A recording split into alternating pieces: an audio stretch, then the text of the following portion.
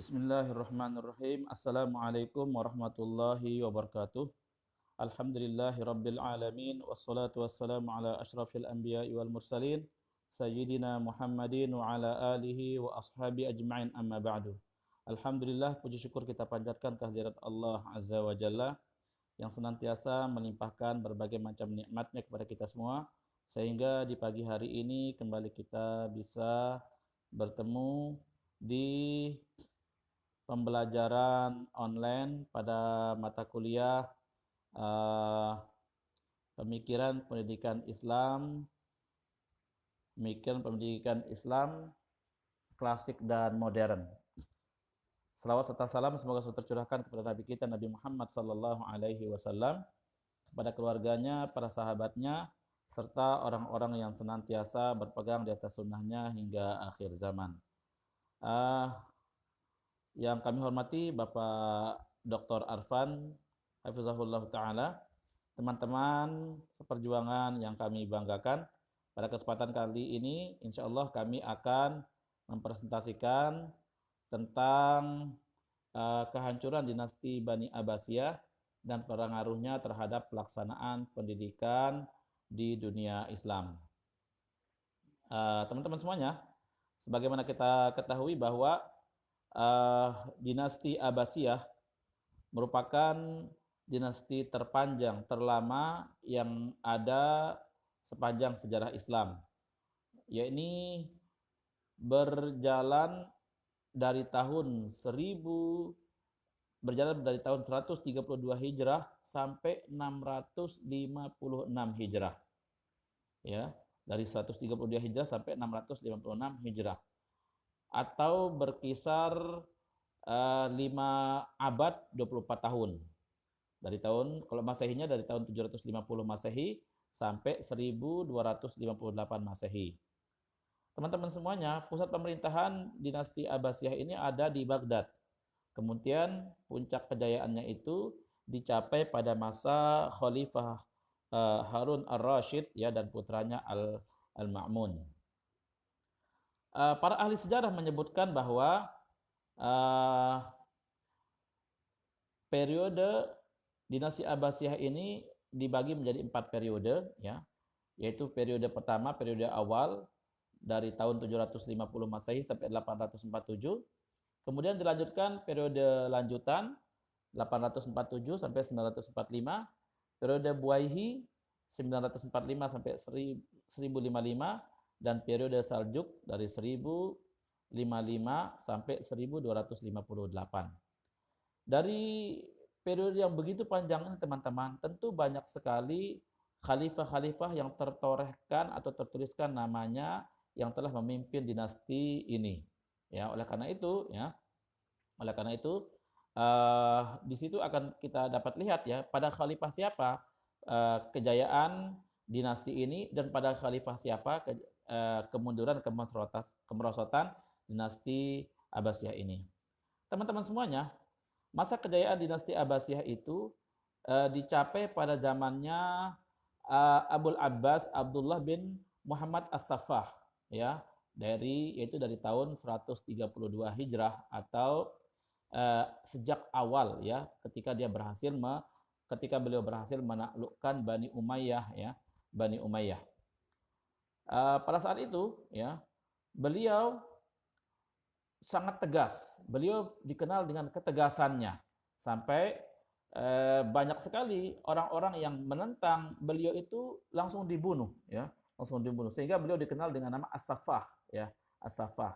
Kenapa dikatakan As-Saffah? Karena banyaknya darah yang dialirkan atau banyaknya orang yang dibunuh oleh ketegasan beliau ini.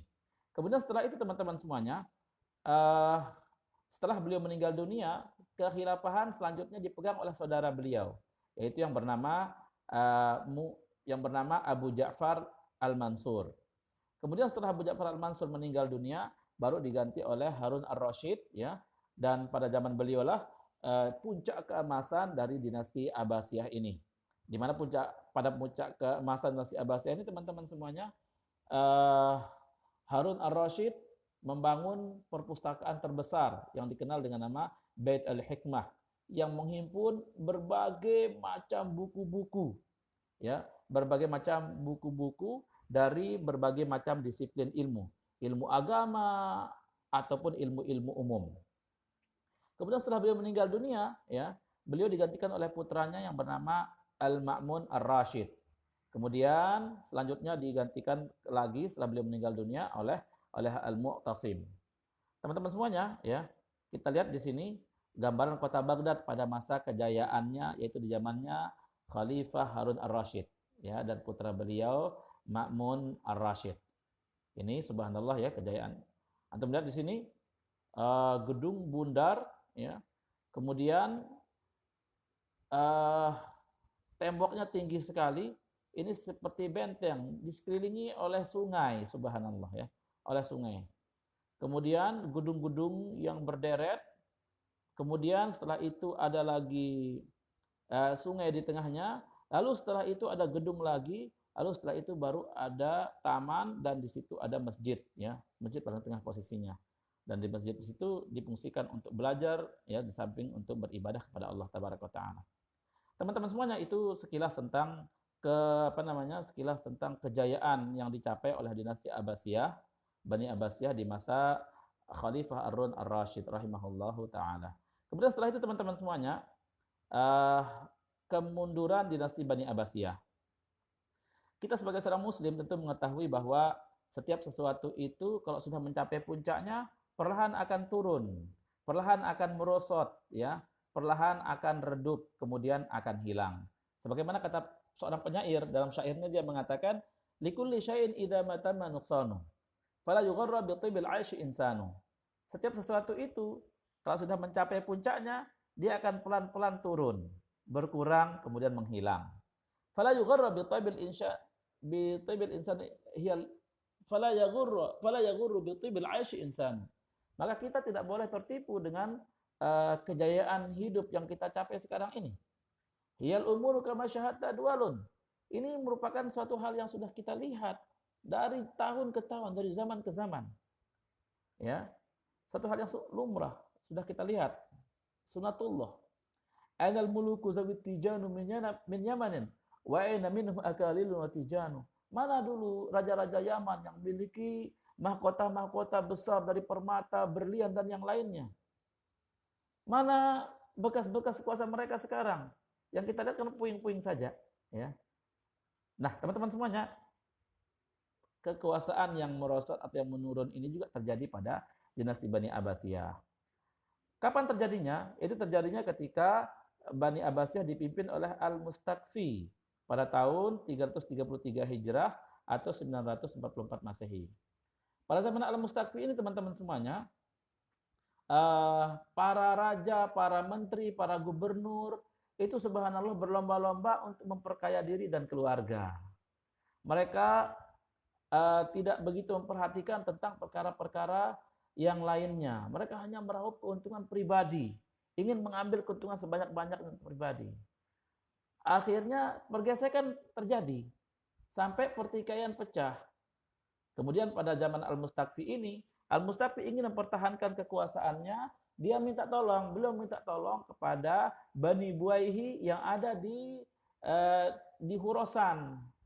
Dan kita tahu Khurasan, kemudian Asfahan, ya, itu negeri Iran sekarang ini, ya. Itu adalah orang-orang Syiah. Dan setelah itu, ya, akhirnya dia pun orang-orang Syiah ini, orang-orang Bani Buaihi ini mengirimkan pasukannya dan berhasil melakukan dan berhasil menaklukkan kudeta-kudeta ataupun perselisihan yang terjadi. Namun teman-teman semuanya, sebagai dampaknya atau sebagai konsekuensinya, Al-Mustakfi harus memberikan kekuasaan kepada Bani Buaihi ini. Akhirnya kekuasaan pun diberikan, di mana Bani Buaihi ini memegang kekuasaan secara umum, memegang kekuasaan pemerintahan secara umum. Adapun Al-Mustakfi hanya diberikan kekuasaan untuk mengatur harta peninggalan nenek moyangnya saja. Dan tentu hal ini, ya, ditulis di atas kertas hitam di atas putih. Dan hal ini tentunya membuat Al-Mustakfi merasa tidak puas. Masa dia yang menjadi pemimpin sekarang dia harus taat kepada kepada Buaihi yang tadinya menolongnya. Akhirnya apa yang terjadi?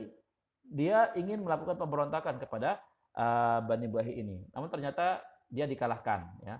Terkalahkan, akhirnya Bani Buaihi, ya, Bani Buaihi memimpin dinasti Bani Abbasiyah.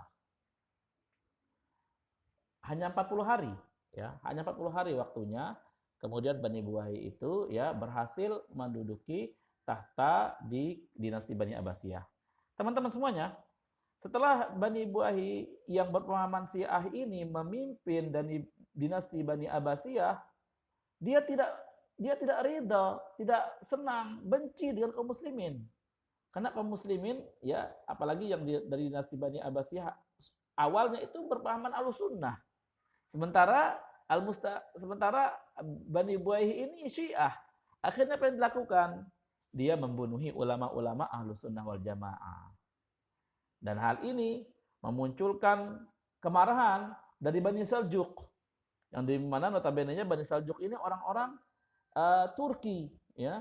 Orang-orang Turki yang berpemahaman Ahlussunnah wal Jamaah. Akhirnya mereka pun melakukan perlawanan dan berhasil menaklukkan Bani Buaihi ini. Kemudian dinasti Bani Abbasiyah dikuasai oleh Bani Saljuk. Teman-teman semuanya, para ulama atau para ahli sejarah menyebutkan bahwa ada dua faktor besar yang menyebabkan kemunduran di dinasti Bani Abbasiyah ini. Mereka menyebutkan faktor internal dan faktor eksternal. Faktor internal yaitu yang tadi, ya, para menterinya, para penggawa pemerintahannya berlomba-lomba untuk membangun kejayaan diri dan keluarga, mengenyangkan diri dan keluarga, ya. Kemudian tentu hal ini menimbulkan perselisihan antara mereka sendiri dan sebagaimana kita sebutkan tadi. Kemudian yang kedua, sikap berlebihan bangsa asing, ya, sikap melebihkan bangsa asing dari bangsa Arab. Yaitu orang-orang Bani Buaihi ini kan orang asing. Dia di luar sana, di Khurasan, di Aspahan, orang-orang Iran, ya, orang-orang Syiah. Kemudian angkara murka dari Bani Umayyah dan Alawiyin. Bani Umayyah ini anak cucunya dari anak Muawiyah bin Abi Sufyan. Kemudian Alawiyin ini anak cucunya baginda Rasulullah SAW, yang di Indonesia dikenal dengan nama Habaib, ya, Habaib. Kemudian perebutan kekuasaan antara Bani Abbasiyah, kemudian pengaruh bid'ah dan agama dan filsafat, ya, ini sebab-sebab internal semua. Pengaruh bid'ah dan agama dan filsafat, konflik keagamaan, luasnya wilayah kekuasaan, ya. Kemudian ketergantungan para khalifah kepada para wazir terlalu tinggi. Ini diantara faktor-faktor internal yang menyebabkan kemunduran pada Bani Abbasiyah. Adapun faktor eksternal, banyaknya pemberontakan, petaka bangsa Turki seperti yang kita sebutkan tadi, ya. Dominan bangsa Persia, ya. Orang-orang Persia masuk semua tuh, para penyembah api, para orang-orang Iran, ya. Mereka masuk semua karena Bani Buaihi itu sudah menguasai Bani Abbasiyah, daulah Bani Abbasiyah. Terjadinya perang salib. Terus yang kelima adalah invasi bangsa Mongol. Nah, teman-teman semuanya, inilah yang akan menjadi tema kita, yaitu pengaruh dampak serangan bangsa Mongol terhadap peradaban Islam. Teman-teman semuanya, ketahuilah sesungguhnya, ya, bangsa Mongol, ya, ketika melihat orang-orang kaum muslimin mendapatkan kejayaan seperti itu, mereka ingin untuk menguasai bangsa Bani Abbasiyah ini. Akhirnya bangsa Mongol datang dengan membawa 200.000 pasukan. Kita tahu bahwa bangsa Mongol ini adalah orang-orang yang kasar, orang-orang yang bengis, orang-orang yang berperangai buruk, bangsa Mongol ini. Namun subhanallah, kalau kepada pemimpin mereka sangat taat sekali. Mereka sangat taat sekali. Akhirnya mereka berhasil menaklukkan Bani Abbasiyah. Apa yang mereka lakukan? Perpustakaan yang sudah berpuluh-puluh tahun dirintis, dibina, kemudian diisi oleh berbagai macam ilmu oleh Harun ar-Rasyid dan putranya, itu subhanallah dihancurkan oleh orang-orang Mongol ini. Buku-buku yang ada, manuskrip-manuskrip yang ada itu dibuang. ke Sungai Tirgis. Sampai-sampai Sungai Tirgis yang begitu dalam tersebut ya penuh dengan apa namanya? penuh dengan buku sehingga warnanya itu berubah menjadi warna hitam dari tinta. Nah, kemudian orang-orang muslim dibunuh. Orang wanita-wanitanya ditangkap dan diperkosa ya. Ini akibatnya. Sehingga kaum muslimin menjadi sangat tersiksa, tertekan. Tidak ada lagi orang yang bisa belajar, tidak ada lagi orang yang bisa berkarya. Ya. Akhirnya perkembangan ilmu pengetahuan mengalami kemunduran sangat pesat. Pemusnahan buku-buku. Negara-negara barat semakin maju, sementara kita kaum muslimin pada saat itu mundur. Ya, terbelakang dalam berbagai teknologi, menyebarnya berbagai pemahaman sesat. Ya, ini dampak daripada pendudukan bangsa Mongol terhadap Bani Abbasiyah pada saat itu. Teman-teman semuanya, kami tidak bisa berpanjang lebar karena waktunya rupanya sudah hampir habis ya. Kami akan share slide ini ya. Qadarullah ya, video yang kami mau kirimkan ini masih dalam proses pengiriman. Kami masih belajar otodidak cara mengirimnya ya. Mudah-mudahan nanti setelah selesai ini bisa kami kirimkan dalam bentuk videonya teman-teman semuanya. Jazakumullah khairan. Kami tunggu saran dan masukan teman-teman semua, terutama dari Pak dosen. Kami sangat mengharapkan masukan-masukannya. Dan kami minta maaf Pak dosen ya atas kekurangan yang sangat banyak ini. Subhanakallahumma bihamdik asyhadu an la ilaha illa anta astaghfiruka wa atubu ilaik. Assalamualaikum warahmatullahi wabarakatuh.